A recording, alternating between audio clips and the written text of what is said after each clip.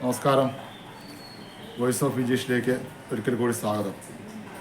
ഇന്ന് നമ്മൾ പറയുന്ന വിഷയം എന്ന് പറയുന്നത് GCC ഗൾഫ് കൺട്രീസിൽ നിന്നുള്ള യൂറോപ്പിലേക്കുള്ള പോക്കിൻ്റെ കാര്യങ്ങളെ പറ്റിയിട്ടാണ്.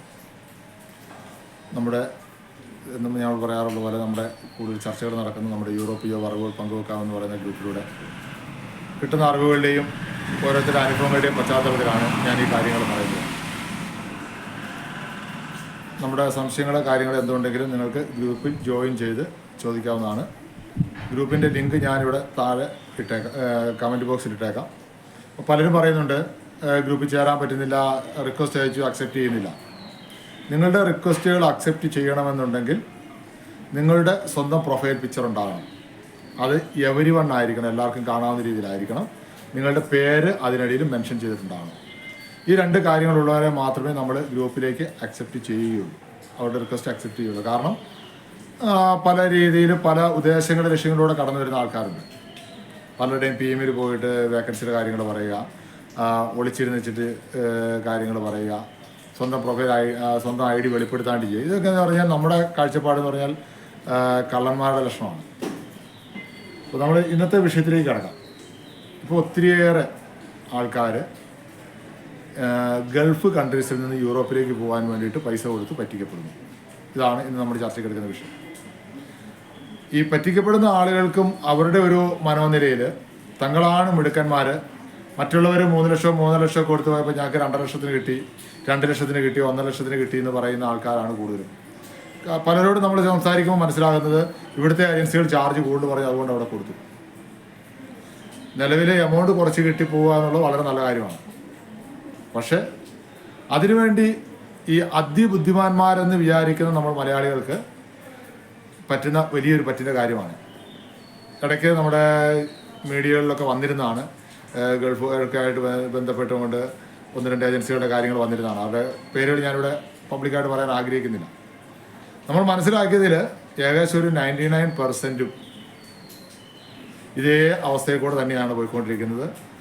ആയിരക്കണക്കിനെന്ന് പറയാൻ പറ്റില്ല, 10,000-ന് മുകളിലുള്ള ആൾക്കാർക്ക് തന്നെ ഈ പറ്റിയിട്ടുണ്ടെന്നാണ് നമുക്ക് മനസ്സിലാകുന്നത്. പലരും 1 ലക്ഷം അല്ലെ 2 ലക്ഷം 3 ലക്ഷം 2 ലക്ഷമൊക്കെ വരെ എമൗണ്ട് കേട്ടിട്ട് ഇവർക്ക് കൊണ്ട് അഡ്വാൻസ് കൊടുക്കുകയാണ്. ഇവർ ആദ്യം തന്നെ രജിസ്ട്രേഷൻ ഫീസ് എന്നൊക്കെ പറഞ്ഞിട്ട് ഒരു 60,000 രൂപ എടുത്ത് മേടിക്കും. അപ്പോൾ അത് അവിടുത്തെ ഇതിൽ കണക്കിൽ പറയുമ്പോഴത്തേക്ക് 2,000-3,000 കേൾക്കുമ്പോൾ ആൾക്കാർക്ക് വലിയ എമൗണ്ട് ഒന്നും തോന്നില്ല.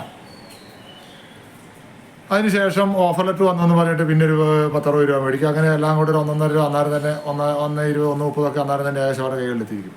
പിന്നെ വർക്ക് പെർമിറ്റാണ് മഹാരസം. പലർക്കും കൊടുക്കുന്നത് സീസണൽ വർക്ക് പെർമിറ്റുകളാണ്. ഇപ്പോൾ പോളണ്ടിൻ്റെയൊക്കെ ആണെങ്കിൽ അവർ കൊടുക്കുന്നത് മിക്കവാറും 9 മാസത്തേക്കുള്ള സീസണൽ വർക്ക് പെർമിറ്റ്. ഇതിൻ്റെ എല്ലാം കഴിഞ്ഞ് ഇവരുടെ കൈകളിലേക്ക് ഈ സാധനം കിട്ടുമ്പോൾ തന്നെ ഏകദേശം പിന്നെ 6 മാസമൊക്കെ വാലിഡിറ്റി ഉണ്ടാവുള്ളൂ. 90 ദിവസത്തിന് മുമ്പ് വേണം ഈ സാധനം സബ്മിഷൻ ചെയ്യാൻ.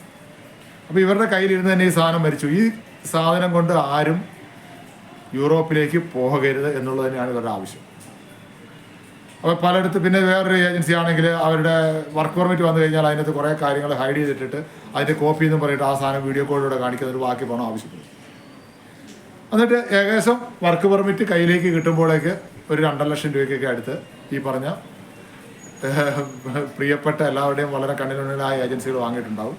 അതിബുദ്ധിമാന്മാരെന്ന് വിചാരിക്കുന്ന ചെറിയ പൈസ ലാഭം നോക്കി പോയിട്ടുള്ള നമ്മുടെ ആൾക്കാരുടെ പൈസ ഓൾറെഡി ഇവരുടെ കയ്യിൽ എത്തിയിട്ടുണ്ടാവും.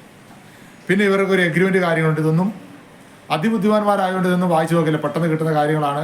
ഇന്നത്തേക്ക് മാത്രമേ 10 വേക്കൻസികളെന്നൊക്കെ പറയുമ്പോൾ 1.5 പണം അടച്ചു കൊടുത്തിട്ടിരിക്കുകയാണ്. ഈ പല കേസുകളിലും നമുക്ക് മനസ്സിലായിരിക്കുന്നത് അവരുടെ എഗ്രിമെൻറ്റിൻ്റെ പുറകിൽ അവർ കൃത്യമായിട്ട് അതിൽ രേഖപ്പെടുത്തിയിട്ടുണ്ടാവും വർക്ക് പെർമിറ്റ്.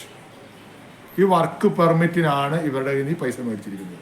അപ്പോൾ ഏജൻസികളെ സംബന്ധിച്ച് ഏജൻസി ആ വർക്ക് പെർമിറ്റ് കൊടുത്തോടെ അവരുടെ നിയമപരമായ ഉത്തരവാദിത്തം കഴിഞ്ഞു. പിന്നെ ഇവർക്കെതിരെ കേസിന് പോയിട്ട് പോലും കാര്യമില്ല. ഇങ്ങനെ നിസ്സഹായാവസ്ഥ നിൽക്കുന്ന, പുറത്ത് പറയുന്നവരും അല്ലെ ഞങ്ങൾക്ക് ഇന്ന കാര്യങ്ങൾ കൊണ്ടുപോയി പറ്റിക്കപ്പെട്ടല്ലോ എന്ന് പുറത്ത് പറയാൻ നാണക്കേടുള്ളവരുമായ ഒത്തിരി ആൾക്കാരെ നമ്മൾ കാണുന്നുണ്ട്. ഇതൊക്കെ ആയിട്ട് ബന്ധപ്പെട്ട് ഓരോരോ ഏജൻസികൾ ചീറ്റ് ചെയ്തതായിട്ടുള്ള ഗ്രൂപ്പുകൾ തന്നെ ക്രിയേറ്റുകളായിട്ടുണ്ട്. അപ്പോൾ കേവലം ഒരു സീസണൽ വർക്ക് പെർമിറ്റ് എന്നൊക്കെ പറയാൻ നമുക്ക് മനസ്സിലാക്കുകയാണെങ്കിൽ ഏകദേശം ഒരു 10,000 രൂപയോളം മുടക്ക് വരുന്ന ഈ ഒരു സാധനത്തിന് 1 ലക്ഷവും 2 ലക്ഷവും കൊടുത്തിട്ട് ഇനി ബാക്കി എന്ത് ചെയ്യണമെന്ന് അറിയത്തില്ലാണ്ട് ഓടി നടക്കുകയാണ് ആൾക്കാർ. പ്രാളം പിടിച്ച് ഓടുകയാണ്. അത് സീസണൽ വർക്ക് പെർമിറ്റ് കൊണ്ട് ഒരു 2,000 പെർമിറ്റ് എങ്കിലും ഇവർ ഇഷ്യൂ ചെയ്യുന്ന സമയത്ത് വ്യക്തികളുടെ കഴിവുകൊണ്ട്, അതായത് ഈ പെർമിറ്റ് കിട്ടുന്നവരുടെ കഴിവുകൊണ്ട് അവർ ഏതെങ്കിലും രീതിയിൽ സ്ലോട്ട് എടുത്ത് എങ്ങനെയും കയറി പോകാൻ പറ്റും, 1-2 പേർക്ക് വിസ അടിച്ചാൽ അത് അവരുടെ മിടുക്കായിട്ട് കാണിച്ചുകൊണ്ട് അത് മുഴുവൻ സോഷ്യൽ മീഡിയയിലൂടെ പ്രചരിപ്പിക്കും. ഇവർ കാനഡയ്ക്കൊക്കെ കൊണ്ടുപോകാൻ പറയുന്നത് 2 ലക്ഷം രൂപ 3 ലക്ഷം രൂപയാണ്. അവർക്കെന്ന് വെച്ചാൽ അവർ ആ പൈസ ആദ്യം മേടിക്കും, അത് കഴിയുമ്പോൾ അവരുടെ ഇടപാട് തീർന്നു. പിന്നെ അവിടെ പോയി ചോദിച്ചു കഴിഞ്ഞാൽ ബഹളമായ പ്രശ്നങ്ങളായി, നിയമപരമായിട്ട് ഇവർക്കെതിരെ ഒന്നും ചെയ്യാൻ പറ്റാത്തൊരു സാഹചര്യമാണ്. പിന്നെ ഇപ്പോൾ മനസ്സിലാകുന്ന ഒരു മെയിൻ ട്രെൻഡ് എന്ന് പറഞ്ഞാൽ ഗൾഫിലുള്ള ആൾക്കാരല്ല കൊടുക്കുന്നത്, നാട്ടിലുള്ള ആൾക്കാർ ഗൾഫിലുള്ള ഏജൻസി വഴി കൊടുക്കുകയാണ്. അത് ഗൾഫിൽ നിന്ന് ആരെങ്കിലും പറഞ്ഞു. അപ്പോൾ ഇവരെന്താ വെച്ചാൽ കുറേ മലയാളീസിന് അതുപോലുള്ള ആൾക്കാരെ വെച്ചിട്ട് ഇങ്ങനെ ഓരോ ക്ലയൻറ്റിനെ വിളിച്ച് ഇവരെ ഇങ്ങനെ അവരുടെ മൈൻഡിനെ ആ രീതിയിലേക്ക് പാകപ്പെടുത്തിക്കൊണ്ട് ഇവരുടെ കാശിലേക്ക് മേടിക്കുകയാണ്. കാശ് മേടിച്ച് കഴിഞ്ഞാൽ പിന്നെ അന്ന് വരെ ബന്ധപ്പെട്ട ആളുണ്ടാവില്ല, ഒന്നുകിൽ അവർ അവിടുന്ന് മാറിപ്പോയി വേറെ ആളാണെന്ന് പറയും. ഇതാണ് ഇവരുടെ പരിപാടി. പിന്നെ തിരിഞ്ഞു നോക്കത്തില്ല. പിന്നെ ഈ അടുത്ത ദിവസങ്ങളിൽ കണ്ട ഒരു സംഭവം എന്ന് പറഞ്ഞാൽ വേറെ ഏജൻസി VFSന് ഡേറ്റ് എടുക്കാൻ ഡോക്യുമെൻറ്റേഷൻ ആണെന്ന് പറഞ്ഞ് നാട്ടിലൊരാളെ ഏർപ്പാട് ചെയ്തു. അയാൾക്ക് 50,000 കൊടുക്കണം, 25,000 അഡ്വാൻസ് കൊടുത്തു. ഒരു കാര്യം 4-5 മാസമായിട്ട് ഒരു കാര്യവും നടപടി ഉണ്ടായില്ല.